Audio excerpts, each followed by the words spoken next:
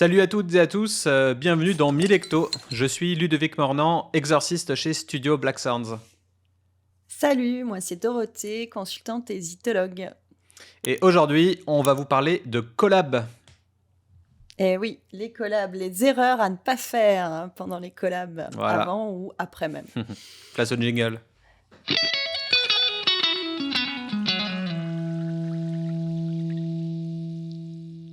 Alors, le sujet d'actu pour commencer cette petite session de podcast, ce sera la baisse du bio, d'une manière générale d'ailleurs.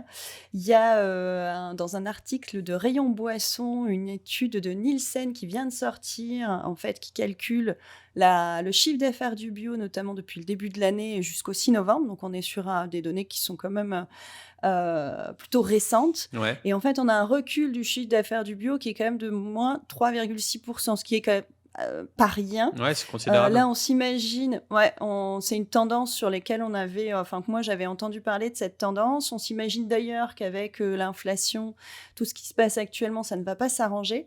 Par contre, ce qui est super intéressant justement dans cet article et dans ces chiffres, c'est qu'il est indiqué qu'il y a une dizaine de produits qui continuent de progresser depuis 2019. Alors 2019, du coup, on est sur l'avant-Covid, parce qu'on sait que quand on analyse la consommation du bio, il y a eu un gros boom justement pendant Covid, parce que les gens ont changé un petit peu leur mode de consommation. Mm. Et en fait, ce qu'on voit, c'est que dans cette dizaine de produits qui continuent à progresser depuis 2019, on a le café et la bière, qui arrivent avec plus 28 millions d'euros depuis 2019. Donc, c'est non négligeable. J'analyse ça, moi, perso, en me disant que il faut continuer à faire de la bière bio, voire même il faudrait faire que de la bière bio. Je sais que c'est pas toujours facile, mais voilà, malgré un changement d'habitude, une baisse de consommation justement des produits bio, la bière reste quand même sur une progression, ce qui est plutôt, je pense, très très positif pour le marché de la bière. Mm. Et pour moi, ça va même plus loin, c'est que ça veut dire que oui, ça peut être compliqué en ce moment en termes de coûts, prix de revient, achat de matières premières, de consommables. Toujours est-il que le consommateur, lui, est toujours fidèle aux produits bière, et je pense que c'est vraiment ça qu'il faut retenir, en tout cas sur cette analyse-là. Il faudrait Donc voilà, croiser ça avec le nombre de brasseries qui s'ouvrent aussi, parce que je sais que, je sais pas, ces 2 dernières années, il me semble qu'il y avait une brasserie par jour qui ouvrait, globalement, et plus que ça, je ou crois. peut-être même plus Je que ça crois, maintenant, mais ouais, on a fait une année à 600 ouvertures. Donc, tu vois, OK, sur ouais, 365 jours, ça fait 1,5, quasiment 2 par jour. 1,7, Tu ouais. vois, enfin, ouais. Mais du coup, ouais, si on Donc, arrive à croiser ça et puis savoir le nombre de brasseries bio qui s'ouvrent, mm. on pourrait essayer de croiser ces chiffres et voir si ça fait sens de se lancer dans le bio aujourd'hui, malgré la récession qui arrive et cet univers pas facile. Mais en tout cas, ouais, le boom des boissons, le boom des bières, ça fait que croître en fait. Ça indique bien cette tendance-là, au final, ton Ouais, je actu trouvais du que jour. c'était Ouais, intéressant. ouais, carrément. Voilà. Allez, place au sujet du jour. Alors, on avait envie d'un petit sujet un petit peu fun, et on l'a tourné un peu en mode rigolo et en même temps sérieux quand même, parce qu'on est Ouais. toujours un peu sérieux. Donc, c'est les 13 erreurs à éviter quand on fait une collab. Parce que d'expérience, moi, qu'en ai fait pas mal, il y a toujours un petit truc qui foire. Ou qui est Et je voulais oublié. partager, ou qui est oublié, et donc on s'est fait un petit récap avec Ludo, là, justement, sur les erreurs qu'il ne faut pas faire. Il en manque peut-être, d'ailleurs, si vous voulez en rajouter, n'hésitez Ouais, pas. complétez la liste en Euh, commentaire, ouais, c'est possible qu'on n'ait pas pensé à tout, hein, c'est sûr. carrément. Je te laisse commencer, Ludo, on Ouais, se fait un petit ping-pong yes, là-dessus. ça marche. Erreur à éviter numéro 1, faire ça que pour la hype. Alors Eh oui. voilà, une collab c'est aussi du commercial, du business, alors pas surtout ça, mais c'est aussi ça et effectivement juste faire ça pour la hype, c'est une erreur, selon nous. Est-ce que tu veux étayer ce point? Oui, bah, c'est bien de on va dire de choisir une brasserie ou en tout cas demander à une brasserie de faire une collab, parce qu'elle a une réputation peut-être plus développée que la vôtre ou une image différente. Ceci dit, le risque justement, c'est un déséquilibre. C'est-à-dire qu'à un moment donné, finalement, cette brasserie, elle cannibalise un petit peu votre image et que vous deveniez, transparent. Mmh. Parce que c'est toujours ça le problème, c'est que, bah, l'idée d'une collab, c'est que justement chacun profite des avantages de l'autre. Et quand tu fais, quand il y a un déséquilibre d'image, ça peut porter préjudice, justement à celle qui serait peut-être un petit peu moins connue. Voilà, Après, ça peut être aussi un boost, un tremplin. Donc, c'est sûr que c'est pour une petite brasserie qui aimerait se faire un petit peu plus connaître ou faire un coup de pub, ce qui est totalement normal, hein, et envisageable. Elle va forcément essayer de dénicher une brasserie qui a un petit peu la cote, quoi. Mais tout ça nous amène aussi vers les deux points suivants. Point numéro 2, Dorothée. Alors, c'est ne pas parler la langue de l'autre. Eh oui, vous imaginez vous faire, une collab avec, des Polonais, par exemple, pour rester en Europe, et puis, eux parlent pas anglais, puis vous non plus. Bon, alors on est d'accord, hein, c'est de plus en plus rare, tout le monde parle anglais maintenant. Mais il y a une différence entre parler anglais, savoir, discuter ensemble de, quel temps fait-il et comment tu vas, Mmh. à, parler l'anglais technique. Ouais. Et c'est vrai qu'il faut quand même une maîtrise de la langue pour pouvoir bien se comprendre.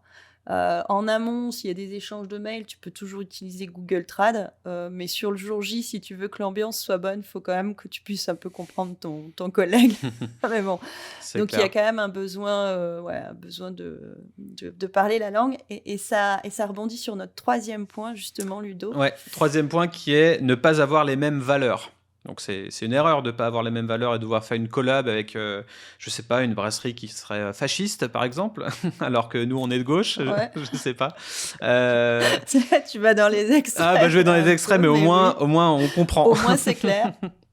Donc ouais, ne pas avoir les mêmes valeurs, tout en revient à ça à chaque fois dans tous les cas, heu, quand on est un business et qu'on a une mission et des objectifs, et ben, elles sont guidées par des valeurs fondamentales de marque, hem et voilà, donc en fait, il faut arriver à trouver, une autre brasserie, alors brasserie ou plus, on verra un peu plus tard selon les autres points, il y a pas que les brasseries, mais trouver, un collaborateur qui partage, les mêmes valeurs, quoi. Si on a des valeurs très fortes sur, l'éco-responsabilité ou le social ou le bio ou tout ça, il faut que ça transparaisse dans cette collab aussi parce que, c'est quelque chose sur lequel on va communiquer, qu'on va mettre en avant, qui va nous apporter, aussi le réseau de l'autre avec ce mash-up. Donc en fait, et ben, il faut récupérer un réseau, qui soit une cible potentielle pour nos futurs produits également. Donc, si on collabore avec des gens qu'on n'a pas envie de servir, on se tire une balle dans le pied, ça n'a aucun intérêt.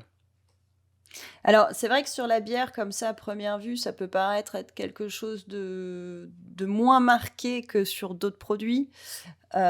Toujours est-il que ça joue quand même. Bon, aujourd'hui, quand on fait une collab, c'est parce qu'on connaît le brasseur de l'autre brasserie, que c'est un pote ou qu'on s'est rencontré dans un TTO ou dans une soirée ou sur un festival et qu'on a bien fité. Reste quand même, on en revient toujours à cette histoire d'image que, en effet, quand on se dit, par exemple, je prends une brasserie qui est, sur des petits volumes, bio, craft, produits locaux, jusqu'au bout. Ça paraît compliqué, je pense, plus pour elle finalement que pour l'autre brasserie qui serait, en conventionnel, en GMS, à prendre des produits qui viennent du bout du monde. Ce sera plus compliqué pour la petite brasserie qui fait de l'ultra local, pour vendre les produits, en tout cas sur ces arguments-là. Donc ça risque encore une fois de générer un déséquilibre qui peut être, préjudiciable à différents, niveaux, mais qui peut bloquer un petit peu la communication et la vente, quoi. Ouais, bah, ouais. Voilà. Tu une collab, La Quéquette et Tête Haute? 2 trucs, Ah ouais, ah bah, oui, alors totalement là, tu as un différents. exemple et excellent. Alors ça, c'est l'exemple excellent. En effet, en termes d'image, qui a envie, alors là, ça y est, je me positionne, je donne mon avis, de faire une collab avec Levrette, surtout si la bière risque de s'appeler la Levrette je ne sais quoi. Non, c'est clair, ouais, par exemple, voilà, sur la culture beauf, c'est clair que, là, on est en plein dedans. Ouais, ne faites pas ça déjà. Quelle idée! Mais là, tu as mis le doigt sur le très bon exemple. Allez, très bon exemple à pas faire. On les salue Voilà, tous. Enfin, juste certains. tout à fait. Point numéro 4, Dorothée. Alors, le point numéro 4, c'est se limiter aux brasseries et à la bière. Bah oui, parce qu'en fait, des collabs, c'est pas juste 2 brasseries ensemble qui Mmh. font une bière. Ça peut aussi être, dans le sens où on va faire une bière au café et on va, appeler le torréfacteur du coin, on va mettre son logo sur l'étiquette et on va faire un événement de lancement, chez lui, par exemple. Et ça peut être aussi à l'inverse, faire, je sais pas moi, des confitures à la bière. Ça peut être, justement, faire comment on appelle ça? Des biscuits avec votre drèche. Ça veut dire régulièrement, en fait, aller, en amont, en aval. Ça peut être aussi une collab avec un houblonnier une houblonnière qui se lance, par exemple, pour lui filer un coup de main au Ça, c'est début. intéressant. En plus, Enfin, on ça voit peut être... toutes les bières craft qui font des collabs avec Yakima Chief et c'est marqué le logo est limite au centre parce qu'il y a une hype autour de ça. Mais du Mm, coup, au final, ça peut s'assimiler à une collab quand on met le tout à logo fait. Yakima en plein milieu de la canette. Alors, c'est d'autant plus des collabs, justement, pour parler de ces collabs-là, que souvent Yakima met en relation 2 brasseries européennes. Et donc, ça te permet justement d'aller brasser, soit, dans un autre pays européen qui est client Yakima ou à l'inverse. Mmh. Parfois même, ça peut être des brasseries en France aussi, mais ouais, Yakima, pour développer ces nouveaux houblons, en fait, c'est je crois que c'est écrit HBC ou HBS, je mélange toujours, 386, tu vois? Ils font faire les bières en mode collab pour communiquer dessus et ça, c'est très, très malin. Ah ouais, c'est C'est extrêmement qu'on bien pensé. on teste un houblon qui, en fait, est déjà testé avant. Ils savent très bien, c'est les ventes après qui vont déterminer si ce houblon reste sur le marché ou pas. Mmh. Mais, ils ont testé le houblon, ils veulent faire parler, ils veulent le vendre, hein, c'est ça l'objectif. Ils vont faire une collab avec, 2 brasseries, connues et puis, ils vont pouvoir parler de ce nouveau houblon en disant: «Ah tiens, regardez», et ils sont assez forts pour ça, ouais. Ouais. Mais ça, c'est une collab. C'est organisé par Yakima, il y a plusieurs brasseries et en même temps, voilà, l'idée, c'est, mettre en avant le houblon qui est utilisé. En tout cas, vous Donc pouvez ça, c'est penser pas mal. aussi à tout ce qui est vignoble. Si vous faites des grape ale, par exemple, ou même pas, hein, peut-être autre chose, mais si vous faites des grape ale, bah, peut-être faire une collab avec un vigneron. Si vous faites une bière ou une liqueur de houblon ou une bière qui s'affilie, je sais pas, au whisky, peut-être que vous pouvez faire une collab avec une distillerie. Après, je pense Mmh. aussi à Iron qui avait fait des collabs avec Nurshi de bière, qui est un groupe Facebook au final, ou même avec la biérothèque. Donc en fait, on peut s'associer aussi avec des cavistes, avec des agences. Si vous voulez faire une bière Studio Black Sands et que vous êtes un peu metalhead dans l'idée, je suis totalement ouvert. Laissez des commentaires. Mais voilà, il peut y avoir Ça, c'est toutes un autre sortes de thème. collabs en fait. Ah Donc, oui, oui, il peut y avoir aussi des collabs, design et graphisme, hein, sur hmm, les étiquettes, ouais. hein. Tu peux t'associer avec un artiste connu qui va te faire une étiquette spécifique sur une gamme ou sur un produit et tu vas gagner, en fait, finalement, de la visibilité auprès de, ses fans à lui. Hmm, hmm. Et ça, c'est génial. Après, Ah, il faut ça serait avoir le intéressant de se contact qui demander va bien ou si le Fauve budget. fait des collabs à chaque nouvelle bière éphémère, tu vois. Est-ce qu'au final, on peut dire qu'ils font des collabs tout le temps, vu qu'ils font des collabs avec des artistes tu vois, c'est pas le même genre de collab, mais c'est Ouais. intéressant. Alors, pour moi, une collab, alors ça a été intéressant de la définir. Pour moi, une collab, c'est quand même quelque chose d'éphémère. Donc, il y a une différence entre tu vas faire appel à un artiste différent, comme la débauche, par exemple, ou en effet Fauve, qui va décliner, en fait, finalement, ton identité graphique sur les étiquettes, Mm. où tu vas briefer, où il y aura, oui, il y aura un cahier des charges, en fait, au final. Pour moi, c'est plus une DA, Et ça, au final. ouais, c'est une DA et ça reste une collab, mais l'objectif est moins mis en avant, j'ai envie de dire. Mm. Dans une collab avec un artiste connu, alors moi je pense à un tatoueur, puisqu'on a fait faire une étiquette par un tatoueur très connu de Lyon. Ouais. Là, c'était vraiment l'événement du moment. On a vraiment pas mal communiqué, enfin lui aussi d'ailleurs, beaucoup, en disant: «Tiens, regardez, c'est la première fois que je fais une étiquette de bière avec son style très C'était spécifique et tout qui? ça». Comment il s'appelle déjà? Navette. Navette? Ok. Ouais J'ai une sérigraphie derrière de lui. et Eh ben, ouais, et en fait, il connaît très bien un des gars de la brasserie, chez qui on a fait, l'étiquette. Donc ça a OK. permis le lien aussi, parce que tu peux pas aller voir des gens comme ça quand tu les connais pas. Bon, Mmh. ils s'en foutent, quoi. Faut quand même que et on a communiqué dessus, mais de manière éphémère. C'est-à-dire que cette étiquette a été réutilisée, mais sur le moment, si tu veux, elle a été vraiment mise en avant. La collaboration a été mise en avant. On a fait derrière des sérigraphies, on a fait des t-shirts, OK. on a décliné, mais c'est sûr que, on a focalisé la communication sur, finalement cette étiquette, presque plus que sur le produit, sur le moment. Tu vois? Après quand c'est récurrent, beh, tu as plus la notion de nouveauté, donc Ouais, c'est peut-être, totalement. c'est ça, je pense que ça c'est des Quand collaborations, c'est récurrent, c'est une mais DA, une direction artistique pour moi. Quand ouais, ça l'est pas et que c'est un événement, vraiment spécifique, ça reste une collab. ça reste une collab. OK, Voilà. donc point numéro 4 maintenant? Non, attends, Alors non, on est au 5 déjà, tu vois? ouais, On s'y perd. 5. On s'y perd. Le point, bah, vas-y, dis-nous le point, numéro Eh ben, 5. vouloir faire simple quand on peut faire compliqué. Est-ce que tu peux nous en dire plus là-dessus? Ouais, alors là, c'était plus par rapport au choix de la recette, par exemple, à l'idée de base de ce qui va donner la collab. C'est-à-dire qu'une collab, c'est pas fait pour faire une blonde de base ou pour faire un produit basique. Il faut qu'il y ait un petit côté, on parlait éphémère, mais aussi un peu extraordinaire, tu vois. Il faut profiter de cette collab pour se donner des challenges. Mmh. Donc des challenges techniques, parce que bah, quand tu vas brasser chez quelqu'un d'autre, quand tu connais pas son matériel, tu apprends à le connaître. Donc ça donne bah, des questions techniques. C'est peut-être aussi un matériel que tu aimerais avoir, que tu n'as pas, ou que tu as prévu d'acheter. Ça peut être super intéressant. Donc il y a un côté technique. Donc tant qu'à faire, autant justement pousser, on va dire, la machine à son paroxysme, tenter des trucs. Et puis l'idée aussi, c'est de se challenger sur ce qu'on a l'habitude, c'est-à-dire justement de tenter des choses qui, alors, tout en restant en maîtrise, ce qui n'est pas toujours facile, c'est que c'est bien d'avoir des idées originales, mais il faut que ça reste un produit qui soit buvable à la fin quand même, ou beau, ou tout ce que tu veux. Faut quand même un minimum de réflexion, mais l'idée, voilà, d'aller plus loin que ce qu'on fait au quotidien, en fait. Tu vois? Parce que l'enjeu est différent. Ouais. L'enjeu est différent parce que t'as pas, alors ça va être des quantités plus ou moins importantes, mais on n'est pas sur 1000 hectos de blondes.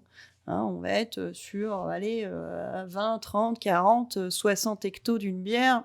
En fonction de tes volumes, ça représente peanuts, quoi. Mmh. Tu vois. Donc, faut pas hésiter à se lâcher. Et moi, ce que j'ai souvent vu dans les collabs, c'est justement qu'il y a des échanges techniques. Je me souviendrai toujours de la première collab que j'ai organisée entre la brasserie Dieu du Ciel et la brasserie de la Goutte d'Or, où en fait, bah, je m'étais dit, il faut que j'anime entre-temps, il faut que je les occupe, faut que... Et en fait, finalement, ils se sont occupés tout seuls, hein.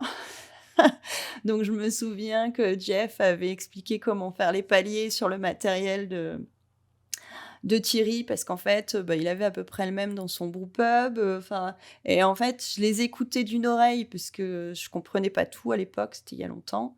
Et tout ce que j'ai compris, par contre, c'est que ouais, ils se sont échangés des tips et ils étaient ravis tous les deux.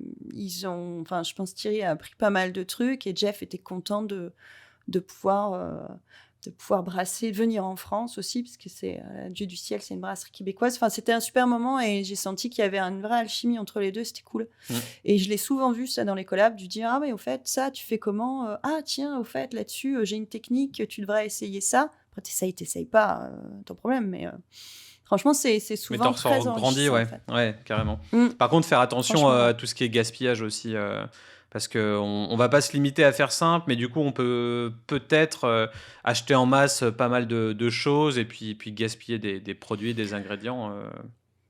Alors, on peut gaspiller du produit, de l'ingrédient. Le problème, en fait, il est pas tellement là parce qu'il y a des logiciels qui te calculent en fonction du style que tu choisis, de ce que tu veux mettre dedans. On parlera un peu plus tard justement de l'anticipation de la recette. Non, après, c'est être trop ambitieux parfois aussi, parce qu'on a du matériel qui parfois peut pas faire ce qu'on aimerait qu'il fasse. Je pense Mmh. notamment quand on veut faire des grosses bières bien alcoolisées. Si ton matériel, il te génère pas des densités suffisantes en fonction des kilos de malt que tu mets dedans, bah, tu peux te retrouver à vouloir faire une bière à 14 qui va être qu'à 10. Et bah, forcément, toute ta recette sera basée aussi là-dessus. L'alcool, ça donne du corps, donc ça peut c'est le risque quand tu fais, une première fois, c'est que ça peut ne pas correspondre exactement à ce que tu voulais, donc ça, il faut s'y préparer. OK. Mmh. Place, à la Le suite? point suivant, alors attends, on était 6. où? Ah oui, le point 6. Donc oublier sa stratégie. Préféré Ça celui-là. revient un petit peu à notre, ouais, ça revient un petit peu à notre point 1, c'est-à-dire, bah, en fait, finalement, pas avoir réfléchi au côté un peu business et commerce. Ouais. C'est-à-dire qu'oublier sa stratégie, c'est oublier, bon, sa cible. Elle peut être multiple parce que les 2 brasseries peuvent avoir des cibles des clients différents. Sa gamme, c'est pareil quand tu veux faire un imperial stout, vanille tonka et que dans ta gamme, en ce moment, tu en as déjà 3 et qu'elles sont encore en stock, bah, tu risques de faire un petit peu un carambolage, pardon, un bouchon, tu vois? Si tu vas avoir du mal à vendre 4 imperial stout en même temps, par exemple. Mmh. Ou la saison, c'est pareil, tu vas pas faire un imperial stout, alors ça peut être original, hein, mais tu vas pas faire un imperial stout en plein mois d'août, quoi. Ouais, donc Voilà. réfléchissez bien à votre, stratégie, avant de lancer une collab. Moi, je pense surtout à peut-être des brasseries plus traditionnelles qui brassent, pas mal d'hecto, mais qui sont encore dans cette mouvance traditionnelle et pas forcément axée geek et bière, trop houblonnée ou acide ou grape ou choses comme ça, qui sont encore un peu dans la tradition et dans les circuits, bio et qui voudraient se mettre, à ce segment justement éphémère et qui, du coup, bah, vont commencer à réfléchir à leur stratégie de collaboration pour doucement arriver à effleurer ce côté geek et pour redorer un peu leur blason, pour se dire bon, bah, on est là depuis longtemps, mais on n'est pas qu'une brasserie tradie. On fait des bières très équilibrées, mais on sait aussi faire des nouveautés, des collabs. Et je pense que c'est intéressant pour ce genre de brasserie pour aller dénicher de nouveaux clients et peut-être une clientèle plus jeune ou avec un palais un peu plus affûté ou un peu Mmh. plus anglo-saxon, entre guillemets. Important de voir au final bah, quelle est sa cible parce que ces brasseries-là auront toujours une cible de clients plus standard, pas forcément axé geek, Traditionnel, mais ouais. le but, bah, Mmh. c'est d'étendre un peu son portefeuille et sa cible. Donc, ouais, essayer de faire des personas, au final, aller voir un petit peu qui va consommer cette bière, où est-ce qu'elle va être consommée. Donc, tout le démarche de stratégie, pour moi, c'est pas juste un one shot parce que il faut arriver à le processiser, si je peux dire ça comme ça. C'est en gros, Mmh. du moment où on a réfléchi à tout ça, en fait, ça sera beaucoup plus simple, de répéter le même process si jamais ça s'est bien passé. Voilà, on s'est fait une petite liste, une petite recette, pas forcément juste bière, mais une recette, stratégique de comment ça va marcher à chaque fois qu'on va faire une Mmh. collab et puis la répéter si c'est un succès, c'est génial. On peut faire, une collab, Ouais, saisonnière, je sais pas, 4 fois par an ou peut-être juste, 1 fois par an et c'est un gros événement. événement, ouais. Mais bon, en tout cas, ne pas Ouais, oublier sa stratégie. c'est important parce que, OK, alors, souvent, comme je disais, on fait des collabs entre potes et il faut que ça reste spontané et cool. La plupart du temps, une collab, même organisée, elle est cool. Mmh. Mais en effet, il faut bien réfléchir à pourquoi je fais une collab. Juste pour m'amuser, parce que les volumes sont pas énormes et que je sais que ça va s'écouler tout seul, c'est une chose. Si, moi, je trouve que c'est toujours mieux de se dire: «OK, je vais faire une collab pour m'amuser ou pour amuser, mes gammes, ma team», pour nous sortir un petit peu aussi de la brasserie, pour aller voir comment ça se passe ailleurs, ça c'est une chose et Mmh. en plus de se dire derrière: «Je vais faire un bon produit pour montrer de quoi, je suis capable aussi, bah, dans ma gamme» et en effet, ça peut être soit une par an, soit ça pourrait être même on pourrait imaginer une gamme complète ou un coffret complet de collab avec, bah, des gens qu'on aime bien ou des gens du coin. Ça permet aussi, parfois, on va dire une connerie, mais de faire la paix. Enfin, c'est d'ailleurs pas une connerie. Quand tu t'installes et moi je l'ai vu plein de fois, tu vas t'installer dans une région et en fait, il y a un brasseur, enfin, il y a une brasserie, à, je sais pas moi, je veux dire 10, 20, 30 ou même 40 kilomètres. Vous êtes sur la même zone de chalandise. La moindre des choses, c'est toujours d'aller les voir, de se présenter et dire: «Bah, voilà, je m'installe à côté» ou «Je veux m'installer dans la région parce que j'y vis, parce que j'aime cette région, parce que, bah, mon plan de business, il est comme ça». Mmh. Et faire une collab, c'est un peu comme, dire: «Bah, ouais, OK, on est concurrents, on va bosser dans le même coin. on aura peut-être des stratégies commerciales différentes. Si par contre, on est capable de s'entendre et faire une bière ensemble, et je trouve que c'est un bon Un bon point signe de départ aussi. ouais, de paix et de prospérité au final. Mmh.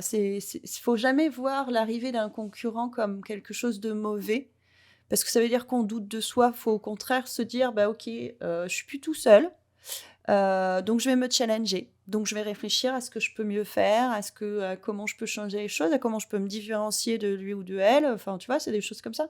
Et la collab, ça peut être un bon signal à lancer aussi aux consommateurs, en tout cas les locaux, en disant, bah regardez, ouais, ok, on fait la même chose dans le principe, mais on est quand même capable de discuter et de s'entendre. Et je trouve que c'est un bon message à envoyer dans ce genre de truc, quoi. Yes.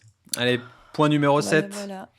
Ne pas Alors, point avoir, numéro 7. ne pas avoir Vas-y. discuté de la recette avant. Donc, manque d'ingrédients, concassage la veille, si possible, surtout si le réveil est difficile. Alors, ouais, ne pas avoir discuté de la recette avant. Gros point noir, quoi. Bah ouais, là, tu peux pas faire une collab si t'as pas une recette un peu carrée. Mm. Parce qu'une recette, c'est un peu comme une musique. Tu vas proposer des bouts, tu vois, mais ces bouts-là, il faut bien les assembler ensemble. Et puis, on l'a dit avant, on n'a pas tous les mêmes techniques, on n'a pas tous les mêmes façons de brasser, on n'a pas tous les mêmes envies, on n'a pas tous la même approche. Je sais pas moi, par exemple, sur le houblon, t'as un houblon préféré, et puis peut-être que t'as un houblon que t'aimes pas. Donc tu dis, bah non, moi je mets pas ce houblon-là dedans, j'aime pas ça, je trouve que bon. Et donc, si t'as pas discuté en amont, bah, tu peux pas vraiment savoir. Alors, c'est possible, hein, le jour J, de se dire non, mais t'inquiète, j'ai tout ce qu'il faut à la brasserie, ça va le faire. Mais bon, c'est sujet à aléa, si tu veux, parce que Il y tu a te dis peut-être bon, deux ok, écoles, hein, alors. au final. Ouais, L'école de mais je l'impro, pense. comme Moi, en je l'ai musique, au fait. final, mais. Ouais, moi, je l'ai fait. Ça a donné des bons résultats, peut-être même parfois meilleurs que ceux attendus.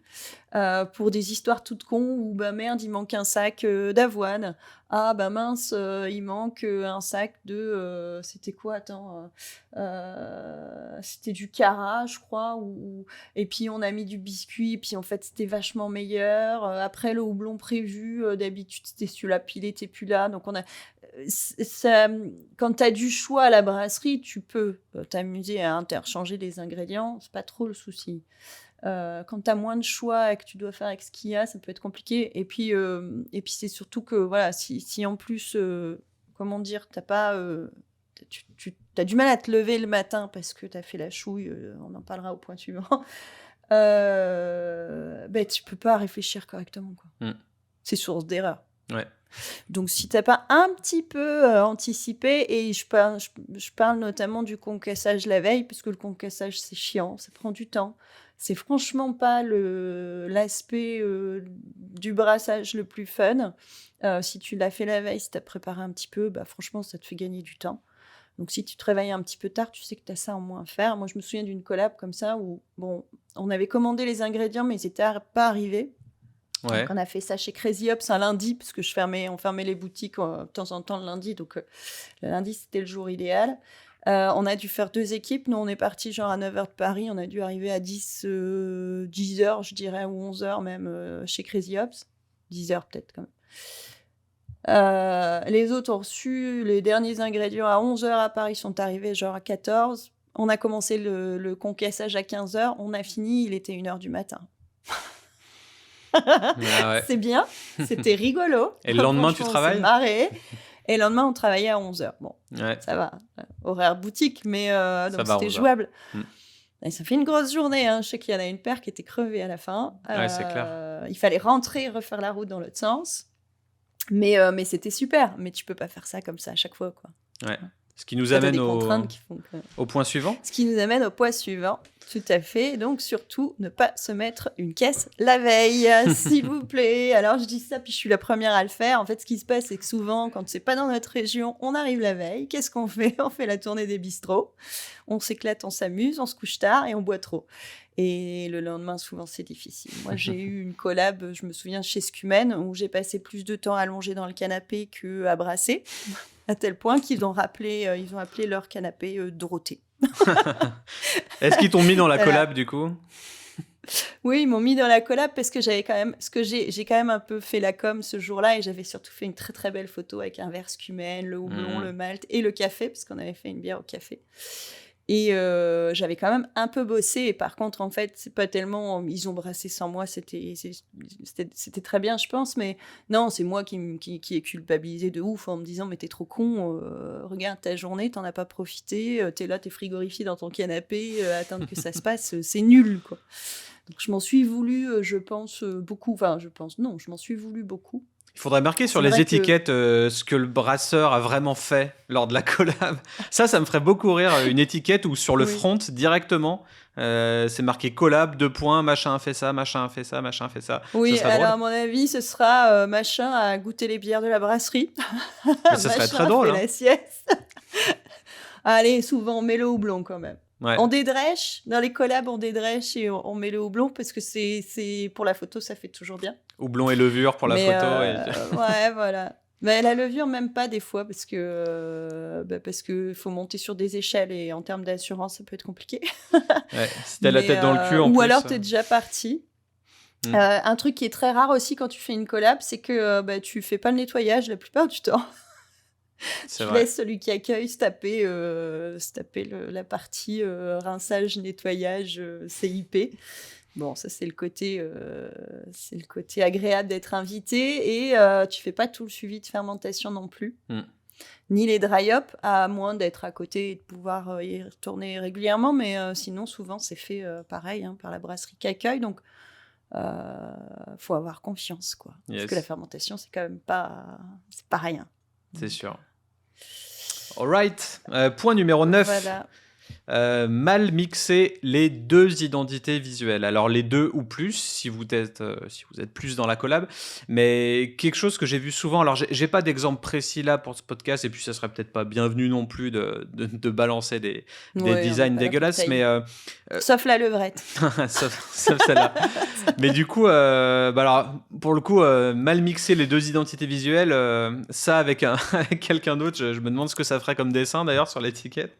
Mais oui, je vois beaucoup de collabs où les brasseries veulent mixer leurs 2 identités, ce qui est une très bonne idée. Ça peut faire un mash-up original et très cool. Mais souvent, c'est dégueulasse. Le rendu est pas fou. Alors, donc, ouais, faites attention à ce que ça peut rendre visuellement. Si vous avez 2 choses différentes. Là, je pense en tête un bon exemple pour le coup et là je l'ai sous les mains, je vais la montrer maintenant et pas en coup de cœur d'après. C'était, Piggy Brewery qui avait fait une collab avec, l'Île du Malte et Benjamin Jean-Jean. Donc c'était une collab à 3 et pour le coup c'était assez cool. Alors là, on le verra peut-être, pas très bien à la cam, Faut pas que mais tu bouges. ouais, Ouais. faut pas que je bouge, mais en tout cas, la canette était vraiment jolie et elle était un peu nocturne, occulte et mystérieuse, un peu métal dans l'esprit. Mais on voyait bien le cochon au final, la tête de cochon qui revenait. Donc c'était un petit peu macabre, mais du coup c'est pour ça que je l'ai gardée. Elle est en noir et blanc, elle est très stylée. Et un mix de palmier, de tête de cochon, de barbelé. Et j'aimais vraiment beaucoup. Et je préférais même à la com de Piggy globalement, que je suis pas hyper fan. Même si elle est récurrente et cohérente, je suis pas très très fan. Là, pour le coup, il y a quand même la tête de cochon qui ressort, donc ça fait un lien. Et du coup, je Mmh. trouve que c'est bien pensé et en plus c'est beau.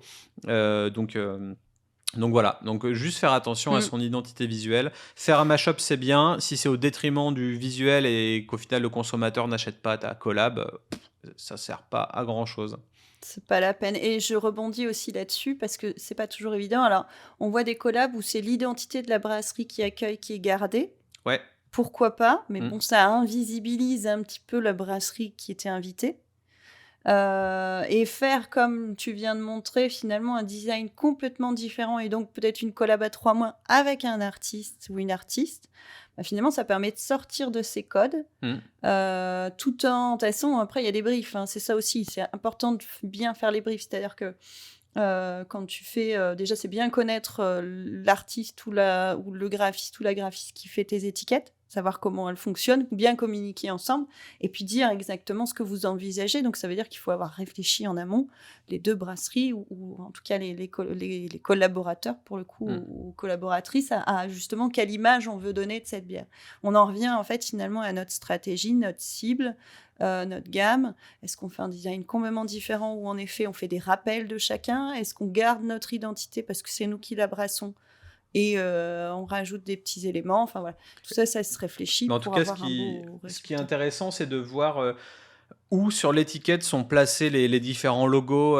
Là, vu que c'est une collab que je viens de montrer qui n'est pas 2 brasseries différentes, mais une brasserie et 2 autres acteurs, c'est pas grave si la brasserie est mise en exergue sur le devant parce que c'est un autre type de collab. Après, quand c'est 2 brasseries en collab, pour moi, il faut vraiment mettre les 2 sur le front et que ce soit relativement visible. Donc, je sais pas, je dirais du 50-50 ou du 60-40 si jamais c'est la brasserie qui accueille et si elle match retour, et ben tu vois, ça s'inverse équitablement. En tout cas, le but c'est d'être équitable dans tous les cas, quoi. L'idée à la fin, c'est d'être équitable et qu'il y en ait pas un qui se fasse cannibaliser par l'autre parce que dans ce cas-là enfin, comme mais bon, tu l'as dit au début, c'est quand même intéressant pour une brasserie peut-être moins connue, plus petite de faire une collab avec, quelqu'un qui a une bonne notoriété, une bonne image. Mmh. Tout ça, ça se calcule plus ou moins. Après, l'idée, c'est pas non plus d'en faire, un truc hyper, normé, moi, j'ai souvent vu quand même les logos des collabs derrière, parce que, ben, alors, je vais dire un truc, m'en veuillez pas, mais les logos sont pas toujours beaux. Ah, ça c'est sûr. Quand tu regardes, des fois, il y a certaines brasseries, tu dis: «Ah, peut-être que ce serait pas mal de repenser un peu l'identité graphique». Bon, donc des fois, tu joues un peu avec ça et tu mets peut-être en secondaire. Après, voilà, créer une étiquette de toute façon, il y aura une étiquette dédiée. Donc tant qu'à créer une étiquette, autant se faire plaisir et faire quelque chose qui plaise aux 2 brasseries et qui colle aux deux identités quand même, tu vois? Donc en Mmh. effet, il faut mixer, Ouais, mais qu'il y a un pas rappel, vouloir quoi. non plus, voilà, faut à mon avis, c'est, 1 + 1 égale presque 3, tu vois? Il faut pas se dire: «Bah, tiens, on va mettre mon logo, je mets mon logo, on mélange les 2 puis hop, on balance». Non, non, il faut, je pense, prendre, voilà, les 2 univers, les 2 ambiances et puis en faire un 3e, presque une troisième identité, tu vois? Ouais, Moi, je pense que c'est mieux. carrément. Next? Donc, petit point numéro 10 donc, en fait, on en revient un petit peu au même, c'est oublier de communiquer. Alors moi, j'ai pu constater que, parfois, on n'est pas calé sur la com et ça peut donner des petits trucs bizarres. Un exemple tout bête, c'est que, la brasserie qui invite, donc qui brasse la bière, elle conditionne, elle met la bière sur son catalogue, elle commence à la vendre à ses fournisseurs alors que l'autre brasserie l'a même pas reçue. Bien, à un moment donné, ce qui est quand même pas mal, c'est de se caler aussi là-dessus. Ah ouais. Co-communiquer, c'est créer des visuels communs, c'est, avoir des photos de la collab à se partager, c'est, avoir une étiquette, dispo à se partager, c'est avoir des photos en mock-up, sympas, à se partager aussi.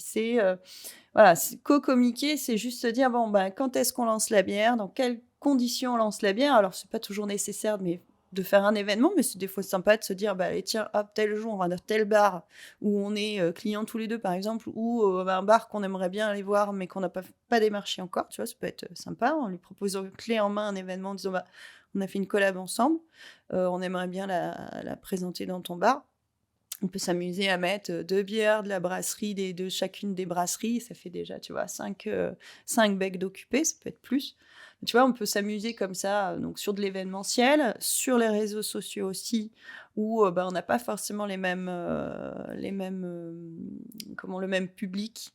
Donc ça peut être sympa de faire des renvois, on va dire, alors c'est toujours mieux de faire une publication dédiée, mais tu peux faire des partages, ça peut être sympa. Dans les Oui, tu peux faire stories, ça marche des vachement collabs bien. sur Instagram aussi. Il y a maintenant la possibilité de faire des posts En collaboratifs, donc plus, utilisez ça. voilà, tu peux identifier en effet dans les marques, je sais plus comment ça s'appelle, marque commerciale, enfin je sais plus quoi, mais oui, tu peux identifier les 2 sur le même. Bien penser aussi sur Untappd à bien remplir la fiche. Mmh. Voilà, on n'en parle pas assez souvent de ça, mais on oublie quand on sort une nouvelle bière de faire sa fiche Untappd et en fait, c'est fait par quelqu'un et du coup, c'est toute traviole. Voilà, bien penser à être calé sur la com pour qu'il y ait plus d'impact et que, par définition, ça parle plus, tu vois? Et moi, je dirais aussi, alors c'est pas un lien d'affiliation du tout, mais communiquer avec Discord ou avec Slack ou avec quelque chose qui permet de dissocier par canal, parce qu'en fait, sinon, vous allez vous retrouver avec des chaînes de mails et des réponses en rouge et dans toutes les couleurs, et ça va peut-être être le bordel, en fait. Donc, pour Ouais. bien dissocier, moi, je conseillerais ça. Ouais, ça peut être pas mal et là, on arrive sur un sujet, bah, qu'on pourrait peut-être parler dans un prochain podcast, c'est la création de communautés justement Hmm, carrément. qui marche très, très bien. Alors j'ai pas de chiffres en tête, mais en tout cas, je suis en train de m'y pencher très sérieusement. On m'avait déjà dit: «Il faut créer des communautés». Et là, sur des Discord ou des Slack, au niveau du consommateur, je parle, en tout cas au niveau du fan club, ça peut être intéressant aussi de se mettre sur ces outils-là. On pourra peut-être en parler, des avantages justement Ouais, ça d'avoir fait une plus partie de nos points. communauté. Ouais, je suis désolée, j'ai encore, Allez, ne j'ai digressons encore pas, on est à dévié. 40 minutes, il faut Oui. finir. Allez. Alors vas-y, à toi Ludo, le point Point 11. 11, avoir les mêmes circuits de distribution. Et ouais, quand on fait des mash-up, au final, c'est pour aller grignoter le réseau de l'autre, hein, tout en étant sympa avec lui. C'est ce qu'on fait là avec ce podcast, par exemple. Et ça fonctionne très bien. Donc, ouais, c'est la même chose Ça quand marche on très est une bien. brasserie. Au final, pensez à avoir un canal de distribution différent. Sinon, ça. J'ai pas envie de dire que ça sert à rien, parce que si la brasserie a la même valeur, etc., tu te fais des potes, tu te fais une collab, tu te fais une belle journée et une bonne bière, c'est génial. Mais si en plus tu peux arriver à avoir un autre réseau de distrib pour ta bière, bah, c'est tout bénef. Mais et surtout, en plus, que tu imagines que tu sors la même bière, alors logiquement, vous êtes mis d'accord sur les prix, donc au même prix. Hmm. Le distrib, si vous avez le même distrib, il va prendre chez qui? Il va prendre un carton chez l'un, un carton chez l'autre? Non, il va peut-être pas s'emmerder à dire: «Ah tiens», il verra le premier qui aura fait la com sur le produit, bah, il dira: «Bah tiens, j'ai à prendre chez machin». Ouais. Par contre, à l'inverse, imaginons, toi, tu es distribué chez DBI et moi, je suis distribuée chez Gourou. Eh ben, on peut imaginer, en fait, finalement, bah, notre collab qui puisse aller, en vente, au catalogue de DBI, au catalogue de Goût. Et là, moi, je dis: «On a tout gagné». Ça fait pas de concurrence particulière entre les distributeurs parce que c'est une bière éphémère, donc elle ne représente qu'un point, on va dire, dans le catalogue. Hmm. Par contre, toi, ça te permet, en tant que brasserie, de rentrer tranquillement chez, éventuellement, pourquoi pas, un autre distributeur à terme. Bon, après, c'est une stratégie un peu différente. C'est pas avec une collab que tu vas démontrer, ton savoir-faire et la qualité de tes bières, mais et ça peut être, un petit début. Et puis, ça permet aussi d'être dans des endroits dans lesquels t'es pas. Si toi, par exemple, tu fais de la GMS, tu as, une centrale, tu bosses avec, je sais pas moi, en fait, en gros, tu as quasiment externalisé, ta vente. Alors, bien, pas bien, ça, c'est une autre question. Tu peux, grâce à une collab, rentrer chez certains cavistes aussi, qui sont pas dans ta clientèle parce qu'eux n'ont pas les mêmes circuits d'achat que toi, ta distribution. Et en fait, là, c'est super. On en revient à l'image. Ça peut te donner une image moins industrielle, par exemple, et pour une petite brasserie, une image un peu plus grand, peut-être grand public, je sais pas, de te diffuser, te faire connaître un peu plus vite. Hmm. Je pense que c'est ça qui est bien. Carrément. Donc, Next. donc voilà, next alors, un point que moi je trouve essentiel, parce que bah, personnellement ça m'est arrivé plein de fois, ne pas parler du prix de vente. Alors, le prix de vente, c'est pas juste le prix de vente consommateur, c'est pas juste le prix de vente pro, c'est votre prix de vente entre vous. C'est-à-dire quand une brasserie accueille, bah, alors il y a 2 solutions, hein. Soit elle garde 100 et elle se débrouille, soit, bah, il y a un accord sur 50-50 ou, si pas possible parce que trop gros volume, 1/3, 2/3. Enfin bref, tout est envisageable en termes de quantité. Ouais. Le truc, c'est que derrière, il faut pouvoir, que les 2 brasseries, s'il y a partage, puissent vendre le produit dans leur prix. Alors, on est sur de la collab, on est sur de l'éphémère, on peut imaginer que ça peut être un petit peu, au-dessus de la moyenne des prix de vente de la gamme classique de la brasserie. Toujours est-il que ça peut pas être 2 € de plus, par exemple. Heu, c'est jouable, hein, mais il faut avoir de l'argumentaire commercial derrière. Ouais. Et donc quand la brasserie qui invite, donc celle qui brasse, revend en fait la collab, il faut se fixer le prix en amont. Il faut dire: «OK, moi je peux, par rapport à mes taux de marge habituels, par rapport aux efforts que je suis capable de faire», parce que tu vas avoir une étiquette à produire qui est éphémère. Tu vas peut-être avoir des ingrédients qui vont te coûter cher parce que tu vas un peu te lâcher et te faire plaisir Ouais. sur un style et des goûts, un peu extrêmes. Tu vas parfois aussi, comme tu vas faire une bière compliquée, un temps de fermentation plus long. Ça peut être possible aussi. J'imagine faire une grape ale ou une bière brettée qui va être vieillie en barrique ou des choses comme ça. Ah, du coup, ça te prend Ça de la aussi, place dans ça peut. ton. Ouais, Ouais. tu peux décider de changer ton conditionnement. Tu peux te dire, bah voilà, d'habitude, je fais de la bouteille, là, bah écoute, on a fait les volumes suffisants, on va faire de la canette. Mmh. Ça change aussi ton prix. Tu peux décider aussi de mettre un coup de communication en dehors de l'étiquette en disant: «Bah, voilà, moi j'aimerais bien que, on fasse une pub avec», bon, ça c'est souvent plus rare, mais ça peut arriver. Donc si tu veux, tu as un coût de revient qui est de toute façon plus élevé. Mais après, il y a un effort à faire de se dire: «OK, si on veut le vendre sans que ça nous coûte trop», parce que vendre, c'est aussi du temps, c'est aussi du stockage, c'est aussi du transport. Ça aussi, on oublie souvent, mais quand on n'est pas du tout dans la même région, il faut compter le transport. Et là, le transport, il a pris un petit peu cher aussi, on n'est plus à 80 balles la palette, hein. Donc tout ça, faut y Ouais. penser et donc c'est important de savoir parler argent. Je sais que nous, en France, on n'est pas trop comme ça, où on sait pas parler business, en termes de, tu vois, de caillasse, de fric, de Ouais, tu c'est pas vois? trop dans les mœurs Heu, de. Ouais. non, c'est pas trop dans les mœurs d'anticiper, enfin, en tout cas, de discuter de manière décomplexée sur, «Tiens, OK, je t'en prends tant à tel prix». Oui, non, pourquoi? C'est tout con, en fait, hein, mais c'est vrai qu'on a du mal avec ça. Mais il faut le faire parce que derrière, il y a des surprises parfois un peu difficiles. Moi, je me suis retrouvée, alors moi n'ayant pas de brasserie, à souvent acheter la bière que je voulais revendre, à des tarifs où derrière, en fait, elle sortait, au catalogue du distributeur trop cher par rapport à ce qu'elle valait vraiment. Enfin, en tout cas, ce que moi je l'évaluais. Mmh. Parce que c'est pas parce que tu mets un nom dessus, ou parce qu'il y a un ingrédient, particulier, soit elle est extrêmement originale ou c'est une innovation, c'est un truc qui a jamais été fait et là, à la limite, j'ai envie de te dire, tu peux presque fixer ton prix. Soit c'est quelque chose qui existe déjà, qui est vendu à un prix moyen, je pense à un style, une stout, par exemple. Une stout, tu vas pas la vendre à 8 balles, quoi, tu vois? Faut être un peu, faut être un petit peu cohérent. Donc voilà, moi je me suis retrouvée souvent à devoir vendre mes bières, bah, en fait, je tirais sur ma marge, quoi. Et OK. donc en fait, souvent, souvent ça me coûtait plus cher que ça me rapportait. Donc très vite, tu fais: «Ah, mon business model, il est pas bien, quoi, il Ouais. est pas viable», donc tu passes à autre chose, quoi. Voilà, donc parler OK. prix, c'est important. Et puis notre dernier Carrément. point, Dernier numéro point, 13. numéro 13, tout con, oublier le match retour. Donc effectivement, si on fait une collab, bah, dans une brasserie, si on est invité, la moindre des choses, c'est d'inviter à son tour, comme quand on fait un apéro dînatoire, entre couples. Chacun son tour, C'est c'est donc ça. voilà. Oubliez pas, ou essayez, voilà, faites le match retour, quoi, et puis laissez les consommateurs, juger de quelle brasserie invite mieux, quelle est la meilleure, Oui. boisson. Non, je Alors rigole. souvent elles sont difficiles à comparer parce que ça se fait pas en même temps. Mmh. Et alors ce que j'ai vu aussi et c'est pour ça que ce point, tu fais bien de le souligner, Ludo. Ce que j'ai vu aussi, c'est que c'est toujours compliqué d'organiser une collab. On n'a jamais le temps. On n'est jamais dispo. OK, j'ai une place dans mon planning, mais dans 3 mois, rappelle-moi en janvier. En janvier, c'est: «Ah bah non, je suis désolée, là, c'est un peu, je suis dans le jus, je suis déjà en train de planifier, ma prod, pour cet été». Et en fait, c'est ça qui est toujours compliqué, c'est que, tu vas faire une collab spontanément.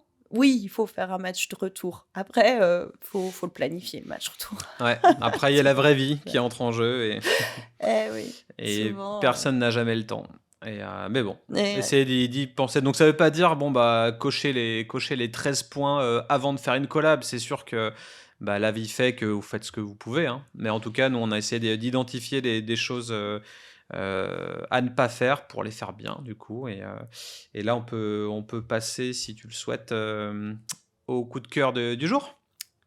Eh ouais, nos coups de cœur.